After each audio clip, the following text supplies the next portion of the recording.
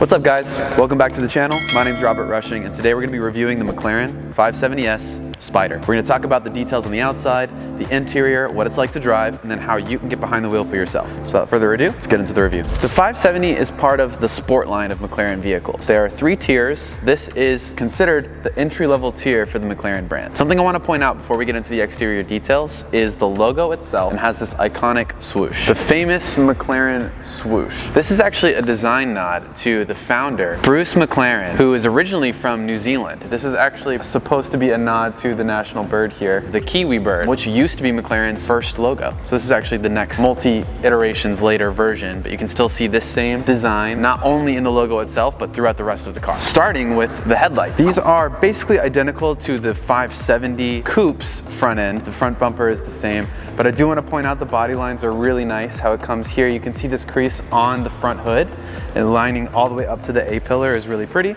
Also right under the headlight, you're gonna see these massive radiators. Moving along to the wheels, you actually have 19-inch wheels in the front and 20 in the back. And this is not the widest tire. Now, why that's important is because when you get behind the wheel, it makes a big difference in handling. You're also gonna notice this massive carbon ceramic brake disc here, basically a Brembo caliper here, which our model is spec'd in this silver on white with a peanut butter brown interior, which I'm gonna show you very shortly. Altogether, it's a smaller wheel than you'd expect, and you're gonna feel why when you're behind the wheel, which we'll get into very shortly. Moving on to the rear of the car, you're gonna notice a whole lot of similarities to other McLaren models and a few differences that I wanna point out now. First and foremost is you do not have an active separate spoiler. You have this carbon fiber lip spoiler, which I think looks really, really great. Also, you're gonna notice the taillight down here is in a similar shape to the McLaren logo, which we talked about earlier in the video, also similar to the headlight. And you're gonna find this reoccurring theme of that same shape throughout the entire design of the car. The rest of the diffuser is also in carbon fiber. All of this dark color is a carbon fiber, including the tub of this entire car. So the structural integrity of this car does come from the bottom, doesn't come from the A-pillar going over the cockpit like a lot of coupes. What you'll notice is this beautiful shape here on the back of the car, these 2 sills right behind where the driver and passenger seats are. This is how you can tell what a Spider is from afar. This is the iconic Spider look,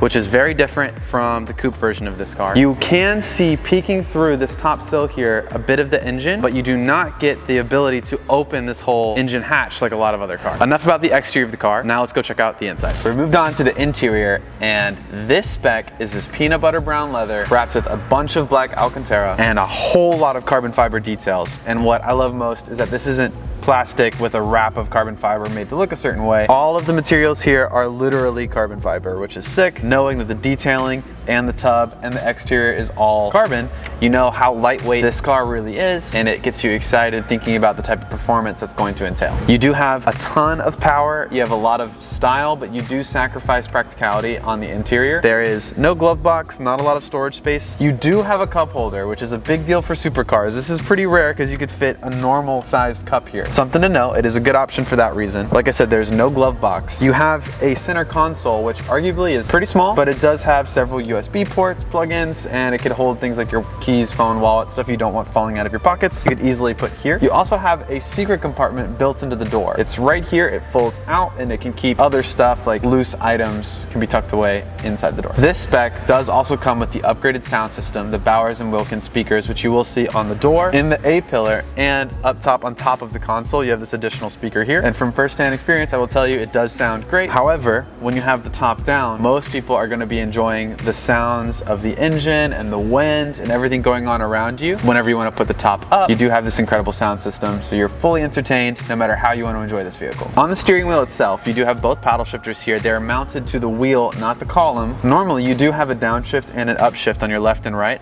However, these paddle shifters are connected in the middle, allowing you to both upshift and downshift from either panel while you're driving, which is a little different, a cool little Easter egg that I found out and learned recently. And if you are gonna rent this vehicle and reserve it for yourself, make sure to ask a sales rep how to properly use the paddle shifters if you don't already know. Your parking brake is located here on the left, right under your left knee. Lastly, you have your center console right here, which is a bit lower than most supercars or exotic cars, making this small cockpit feel slightly more spacious. Here, right in the center, you have your start-stop button. This is gonna turn on that twin-turbo V8 engine. Let's check out what that sounds like now. But right before I do, don't forget to give this video a thumbs up if you like this type of content. We're here driving the McLaren 570S Spider. The weather is not Spider weather. we have some beautiful Florida clouds. We're gonna be quick just in case it rains, but what's nice about the 570S Spider is that with the button right here in the center console, you can immediately put the hardtop roof on and it looks just as good. Till then, we're gonna enjoy the open top as much as we can. I'm gonna explain to you a little bit what it feels like to drive. So what's kind of interesting about taking off in this car is you definitely feel a lag time. There's like definitely the turbo spooling and you don't feel the full power of that forced induction until several seconds after you've hit the gas pedal. Not that it's not a bunch of force right off the line, it's just you get moving and then you feel the turbo, which is really, really cool. All right, I'm gonna slow down here. We're gonna do a baby launch just to really show you guys what it's like. There's the spool. Oh my gosh, that is a crazy amount of power.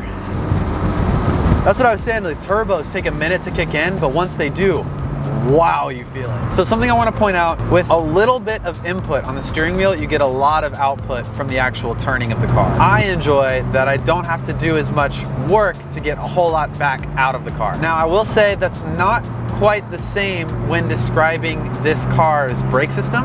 It is a hydraulic brake system as opposed to an electric, so you do actually have to put some work in.